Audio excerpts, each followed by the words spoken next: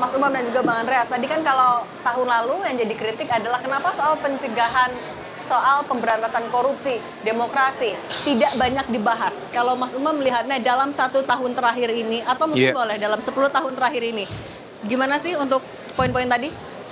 Iya, kalau misal terkait dengan konteks isu anti korupsi, kemudian konteks demokrasi secara general, memang itu hal yang sangat fundamental. Karena bagaimanapun juga pembangunan di Indonesia tidak bisa dilepaskan dari itu. Anti korupsi itu sesuatu yang sangat prinsipil terkait dengan agenda tata kelola pemerintahan yang bersih, yang transparan, yang accountable atau good governance. Problemnya kalau misal kita cermati, ada sejumlah kebijakan yang justru bukan memperkuat sebagaimana dulu yang dijanjikan, tetapi justru semakin memperlemah secara sistematis, baik di dalam konteks budaya hukum termasuk dalam konteks penegakannya. Nah ini yang kemudian perlu dievaluasi betul, karena terjadi pencampur adukan argumen, narasi, seolah-olah digambarkan bahwa kerja-kerja anti korupsi, kerja-kerja penegakan hukum itu dianggap hanya menciptakan instabilitas politik. Dan ketika kemudian terjadi instabilitas politik, maka kemudian akan menghambat datangnya investasi. Dan seolah kemudian itu menjadi argumen untuk membungkam agenda penegakan hukum, terutama melalui lembaga-lembaga pemberantasan korupsi. Nah ini yang kemudian tentu perlu menjadi bahan evaluasi bersama ya, baik dari kalangan eksekutif, legislatif, dan juga yudikatif. Dan di saat yang sama terkait dengan praktek berdemokrasi, tentu ada cukup banyak hal yang bisa di-highlight. Mulai dari isu kebebasan sipil, kemudian check and balances secara umum, karena bagaimanapun juga, kalau misal kemudian kebebasan sipil tidak tercover dengan optimal, maka mekanisme pengawasan melalui check and balances tadi itu tidak akan berjalan. Nah kalau misal kemudian tidak berjalan, impact-nya lagi-lagi adalah kekuasaan yang kemudian menjadi kurang memiliki pengawasan yang memadai. Nah ini yang kemudian perlu diperbaiki, bahwa kita percaya bahwa demokrasi adalah sistem politik yang kita jalankan. Kita percaya itu adalah sistem yang terbaik di antara sekian banyak pilihan, tetapi pilar-pilar demokrasi itu harus juga jangan dianggap sebagai sesuatu yang taken for granted, tetapi harus juga dijaga, dipertahankan, dirawat. Karena kalau misal tidak, mereka yang mengatasnamakan demokrasi, tapi praktik berpolitiknya justru bisa membunuh demokrasi. Bung Hatta pernah mengingatkan kita seperti itu. Oke, nah kalau Bang Andreas setuju nggak? Kalau tadi kan kata Mas Umam, tampaknya setidaknya di setahun kebelakang penegakan hukum dilihat akan memicu instabilitas politik. PDIP merasakan hal yang sama? Ya justru dalam banyak hal, dalam banyak kasus yang kita lihat, justru antara hukum dan politik ini menjadi terjadi campur aduk persoalan yang kemudian ya kita tahu bahwa apa yang sering didengar dengan kriminalisasi melalui kasus-kasus hukum itu menjadi hal yang lumrah di dalam peristiwa-peristiwa politik terakhir ini. Saya kira kita tidak perlu tutup mata gitu terhadap kejadian-kejadian dan upaya-upaya yang dilakukan, terutama melalui penegakan hukum dalam tanda petik ya, untuk kemudian menggunakan itu untuk kekuasaan. Dan saya kira ini adalah satu bagian kemunduran dari proses demokrasi yang kita hadapi ini, gitu, kita jalani ini gitu. Sehingga yang kita harapkan ke depan ini praktik-praktik seperti ini tidak terjadi lagi gitu. Dan penting di sini ya tentu ya kritik, ini perhatian dari pers, media, dan masyarakat civil society ini ya bisa lebih intensif. Kenapa? Karena kalau kita flashback ya di dalam pemerintahan dulu Orde Baru, dua hal yang sering benar-benar menjadi senjata dari pemerintahan pada waktu itu kalau kita ingat kembali, yaitu pressure dan kemudian iming-iming menjanjikan sesuatu. Pressure itu digunakan dengan segala macam cara gitu, dan kemudian iming-iming terhadap kekuasaan atau ekonomi. Nah itu menjadi hal yang senjata dari pemerintahan Orde Baru, pemerintahan Pak Harto pada waktu itu. Saya masih ingat benar Mas Umam, ketika saya kuliah dulu, saya diskusi dengan profesorku waktu itu, dia bertanya gitu soal Ibu Megawati gitu. Dia apakah menurut saya karena waktu itu ada Tempo yang selesai muktamar di Surabaya, profesorku tanya apakah orang ini bisa melawan Pak Harto pada waktu itu. Saya terus terang waktu itu saya agak ragu. Terus tapi profesorku dia bilang gini, orang ini akan bisa menghadapi Pak Harto. Ya di samping karena dia adalah anaknya Bung Karno, tapi anaknya Bung Karno kan banyak. Tapi lebih dari itu dia bisa menghadapi dua hal yang menjadi senjatanya Pak Harto pada waktu itu, yaitu iming-iming dan kemudian pressure. Nah, itu yang kemudian menjadi kekuatan dari ibu ketika berhadapan dengan berbagai macam situasi pada waktu itu. Nah, dua pola ini sekarang kelihatan makin sering dipraktekkan dan menurut saya ini adalah kemunduran dari proses demokrasi yang menjadi perjuangan kita ketika tahun 98 sampai dengan awal 2000 dengan melakukan perubahan-perubahan, termasuk perubahan-perubahan ya undang-undang dasar sendiri kita lakukan perubahan-perubahan itu gitu. Jadi saya kira kalau kita bicara soal bahwa pembangunan fisik banyak hal yang terjadi perubahan gitu. Tapi perilaku politik kita ya perilaku kekuasaan ya, terutama perilaku kekuasaan, interaksi antara kekuasaan dan penguasa antara di level horizontal antara kekuatan-kekuatan politik yang elit-elit politik. Nah, ini terganggu dengan praktek-praktek yang tadi ya itu antara politik dan hukum yang itu. Oke. Kita akan lanjutkan. Nah, kalau tadi banyak catatannya, kira-kira apa yang harus dilakukan ke depannya untuk menjaga transisi ini dengan baik?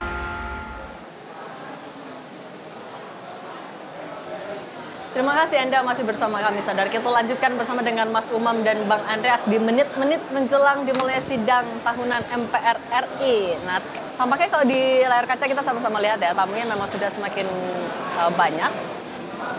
Ada 2.000 undangan yang direncanakan hadir pada sidang tahunan MPR RI pada tahun ini. Saya mau ke Bang Andreas. Bang Andreas, sebagai tadi partai politik yang ada di dalam pemerintahan, kemudian juga sekarang posisinya masih di dalam pemerintahan. Kita mendukung pemerintahan sampai selesai. Oke, sampai selesai itu komitmennya ya. Oh, berarti reshuffle isunya enggak? Ya itu urusannya presiden gitu. Tapi komitmen tetap komitmen gitu. Oke. Nah, kan tadi sudah catatannya apa saja yang indeks demokrasi tampaknya turun dan lain-lain. Tapi kan kita juga harus fair ya, melihat plus minusnya perjalanan Pak Jokowi dari 2014 sampai 2024. Kalau dari PDIP yang dilihat apa sih? Ya itu tadi gitu, kalau hal-hal berkaitan dengan pembangunan fisik, ya harus kita katakan bahwa banyak hal yang terjadi perubahan-perubahan gitu. Nah, sayangnya di bagian akhir dari pemerintahan ini hal yang berkaitan dengan ya infrastruktur politik demokrasi kita itu banyak terganggu dengan ya praktik-praktik kekuasaan yang kita semua alami. Kita lihat bagaimana terjadi dalam proses pemilu kemarin, dan kita harapkan juga di dalam pilkada ke depan ini bisa berjalan secara demokratis. Bukan hanya prosedural, tapi juga substansi demokrasi itu bisa ada di dalam peristiwa-peristiwa politik yang penting ini gitu. Karena dulu kritik kita utama terhadap pemerintahan Pak Harto di zaman Orde Baru dulu, yaitu adalah penggunaan kekuasaan, ya apa yang kemarin kita bicara lagi soal dinasti, soal korupsi, soal KKN, karena itulah isu utama ketika di dalam proses reformasi kemarin gitu. Nah, gejala-gejala ini ya kelihatan lagi di dalam paruh satu tahun terakhir ini gitu. Upaya untuk ya memperpanjang kekuasaan, bagaimana memasukkan berbagai macam elemen keluarga di dalam kekuasaan. Ya, saya kira hal-hal ini bukan rahasia lagi gitu, dan ini semua transparan. Sayangnya kok ketika ini terjadi kita semua seolah-olah terpana dengan peristiwa. Ya kami di PDI Perjuangan kita merasakan itu, dan ya kita memberikan kritik-kritik terhadap kritik dan otokritik tentunya. Karena ini di dalam proses perjalanan ini bagian dari elemen yang ada di dalam lingkaran PDI Perjuangan juga gitu. Tapi ya ini adalah tanggung jawab kita bersama juga sebagai bangsa untuk tidak membiarkan praktik-praktik ini berjalan terus dan terulang kembali gitu ke depan. Baik, Nah ini juga tampaknya ada rombongan, sepertinya Pak Jokowi ya, Presiden RI, Pak Jokowi. Tapi kita sama nantikan, ini rombongannya baru masuk ke kompleks parlemen. Mungkin sambil menunggu juga Mas Umam. Kalau Mas Umam melihatnya, kan tadi kalau Bang Andreas bilangnya plusnya infrastruktur fisiknya itu juga patut diapresiasi dalam perjalanan 10 tahun Pak Jokowi. Mas Umam, catatannya apa? Ya, yang disampaikan Bang Andreas saya pikir tadi sangat relevan ya. Karena bagaimanapun juga salah satu capaian yang patut diapresiasi oleh pemerintahan saat ini, salah satunya adalah bagaimana kinerja pembangunan infrastruktur yang diyakini bisa menghadirkan trickle down effect dalam konteks pembangunan dan juga transformasi ekonomi ke depan. Karena infrastruktur itu adalah salah satu prasyarat dari transformasi ekonomi. Kita belajar dari negara-negara Asia Timur seperti Jepang, Korea Selatan, Taiwan, China. Infrastruktur itu memang harus diperkuat sebagai bagian dari prerequisite tadi itu ya dalam konteks developmentalism. Tetapi di saat yang sama ada satu hal yang tampaknya belum banyak disentuh, yaitu terkait dengan konteks penyiapan sumber daya manusia. Okay. Nah, hal ini tampaknya dianggap dalam konteks wacana publik sepertinya penting, tetapi dalam pendekatan kebijakan publiknya relatif masih cukup terbatas. Okay. Penyiapan kualitas dan juga kapasitas SDM, kemudian bagaimana dalam konteks penentuan prioritas strategis. Nah, ini barangkali kalau misal memungkinkan disampaikan oleh Presiden untuk menjelaskan apa sih aspek keberlanjutan itu. Okay. Keberlanjutan bukan semata-mata dalam konteks pembangunan infrastruktur. Okay. Karena fisik itu ya bisa hilang, bisa rusak, tetapi mentalitas atau dalam konteks strategi ya, dan itu akan jauh lebih relevan. Oke, kita tahan dulu Mas Umam. Ini juga Pak Jokowi bersama dengan Ibu Iriana, Presiden RI bersama dengan Ibu Negara Joko Widodo, dan Ibu Iriana Joko Widodo sudah tiba juga di kompleks parlemen. 8:56 tadi ya, rombongan Presiden Jokowi sudah tiba. Tampaknya memakai, kalau ini pakaian adat Betawi bukan Mas Umam atau Bang Andreas? Iya, sepertinya lebih mirip dengan pakaian adat Betawi ini. Okay. Barangkali ini adalah sebagai sebuah simbol penghormatan terhadap Jakarta yang akan diakhiri statusnya sebagai ibu kota, okay, yang akan kemudian bergeser ke IKN Nusantara. Oke, Presiden Joko Widodo dan Ibu Iriana Joko Widodo bersama Wakil Presiden RI Ma'ruf Amin bersama Ibu Muri Ma'ruf Amin tiba di Kompleks Parlemen Jakarta, berfoto bersama terlebih dahulu bersama dengan pimpinan MPR, DPD, dan juga DPR RI. Cindy, saya boleh pamit ya? Oh, oke. Bang Andreas juga sudah siap-siap mau masuk ke dalam, benar ya? Sudah mulai masuk lagi nih. Oke, siap. Bang Andreas, terima kasih kalau gitu ya, politisi senior PDI Perjuangan. Terima kasih, Bang Andreas. Sehat selalu. Bang Andreas, good luck, Bang.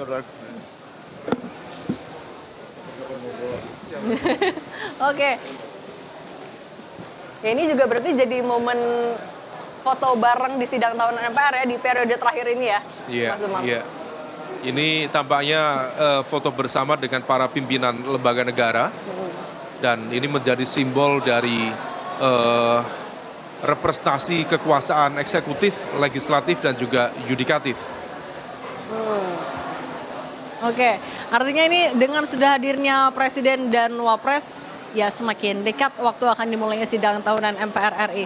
Tadi kita lanjutkan lagi, nah kalau itu kan apa yang jadi plus minusnya selama pemerintahan Pak Jokowi dan Pak Ma'ruf Amin di setahun terakhir lah setidaknya. Mas Umam, di masa transisi pemerintahan antara Joko Widodo, Ma'ruf Amin kepada Prabowo Subianto dan Gibran Raka Buming Raka, apa yang harus diperhatikan betul agar transisi itu berjalan mulus? Jangan sampai kan yang sering disampaikan Pak Jokowi jangan sampai malah mundur. Nah, apa yang harus dilakukan? Ya, tentu spektrum penjelasannya sangat luas ya. Tetapi dalam konteks transisi kekuasaan, yang paling fundamental adalah stabilitas politik dan pemerintahan itu sendiri.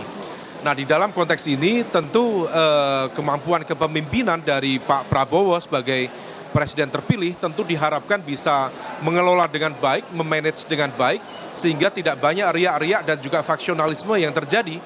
Nah, tapi di saat yang sama, kita kalau mencermati perkembangan politik belakangan ini, kekuatan-kekuatan yang seharusnya menjalankan fungsi sebagai oposisi, terutama dari mereka partai-partai yang kalah dalam pertarungan di Pilpres lalu, seharusnya menjalankan fungsi sebagai penyeimbang dan juga pengawas. Tetapi justru sebaliknya, per hari ini justru semakin merapat, mendekat dengan kekuasaan. Nah, akhirnya apa? Yang terjadi adalah terciptanya majority presidentialism. Karena praktis dari 8 partai politik di Senayan, 7 partai semuanya sudah bergabung, dan hanya menyisakan satu partai yaitu PDIP yang tampaknya akan konsisten di dalam fungsi sebagai oposisi dan di luar pemerintahan. Nah, yang kita perlu antisipasi adalah ketika kemudian majority presidentialism ini tercipta, maka fungsi check and balances itu yang kemudian harus diantisipasi. Jangan sampai kemudian pengawasan lemah dan kemudian bisa terjadi hal-hal yang justru mengkooptasi hal-hal yang sifatnya justru memfasilitasi ya terciptanya apa yang disebut dengan neo-authoritarianism atau lack of check and balances itu sendiri. Nah, kita bersama terutama dari semua jaringan masyarakat sipil termasuk juga partai-partai politik barangkali bisa tetap menjalankan fungsinya secara optimal, bagian dari pemerintahan, tetapi di saat yang sama juga fungsi pengawasan tentu juga harus diperhatikan. Dan pemerintah membutuhkan itu supaya menyehatkan kualitas pemerintahan, mengefektifkan kerja-kerja pemerintahan, sehingga setiap kebijakan betul-betul kemudian bisa berjalan secara optimal dan public delivery service-nya, layanan publiknya bisa kemudian langsung berdampak pada rakyat di akar rumput. Oke. Kemudian juga ya tadi kan Mas Umam sempat menyinggung soal 7 partai politik sudah bergabung dalam satu koalisi. Yang juga disoroti kan adalah sehat nggak nih demokrasinya untuk ke depan. Nah, gimana Mas Umam untuk juga mungkin publik kan juga bertanya-tanya bagaimana nasib demokrasi di tengah koalisi yang begitu raksasa, apalagi kita mau menghadapi pilkada. Gimana Mas Umam? Ya, memang observasi banyak peneliti terhadap kualitas demokrasi di Indonesia sedang mengalami situasi yang tidak mudah. Misalnya Profesor Fedi Hadis itu menggunakan argumen yang semakin tajam. Misalnya Indonesia democracy under threat, kata beliau, yaitu demokrasi di Indonesia berada di bawah ancaman. Dan ini tentu menjadi sebuah pertanyaan retorik ya. Apakah memang betul seperti itu ataukah justru bisa menghadirkan sisi lain yang dalam konteks pemerintahan kemudian menunjukkan efektivitas, kemudian akuntabilitas dan lain sebagainya. Tetapi kalau misal kita cermati, memang fungsi pengawasan itu sangat dibutuhkan dalam pemerintahan. Kalau misal kemudian oposisi lemah, kemudian pengawasan lemah, check and balances lemah, maka hukum dasar dalam kekuasaan, power tends to corrupt, absolute power corrupt absolutely, seperti yang disampaikan oleh Acton itu berpotensi besar terjadi. Kalau misal kita cermati bagaimana kemudian kekuasaan yang tidak terawasi dengan baik, studi kasus di negara-negara Amerika Latin, di sejumlah kawasan di Afrika Utara, termasuk di Eropa Timur, menegaskan bahwa kalau misal tidak ada kekuatan oposisi yang optimal, pemerintahan cenderung kemudian semaunya sendiri. Nah, ini yang kemudian perlu diantisipasi dalam konteks kekuasaan ke depan. Kita berharap pemerintahan baru mampu melakukan kerja-kerja secara optimal dengan tetap berpegang pada prinsip-prinsip good governance, transparansi, akuntabilitas, dan juga efektivitas dalam menjalankan kebijakan-kebijakan itu. Adapun implikasi secara teknis dalam dinamika politik jangka pendek, misalnya terkait dengan konteks pilkada, tampaknya konsolidasi kekuatan Kim Plus ini akan menghadirkan gerakan pemenangan yang jauh lebih masif. Dalam konteks ini tampaknya juga ada potensi kotak kosong akan semakin meningkat. Dan tren kotak kosong itu memang terus meningkat. Mulai dari 2015 hanya 3, berkembang menjadi 9, kemudian 17, kemudian di 2020 juga meningkat lagi, total 53. Dan itu trennya selalu mengalami peningkatan secara eksponensial. Kalau misal struktur kekuasaan ke depan dilakukan secara upaya orkestrasi yang dalam tanda kutip zero sum game, mengkooptasi kekuatan-kekuatan untuk dipaksa bersatu dalam konteks kekuasaan yang interventif. Nah ini yang kemudian kita tidak berharap akan terjadi proses yang justru tidak sehat bagi demokrasi itu sendiri.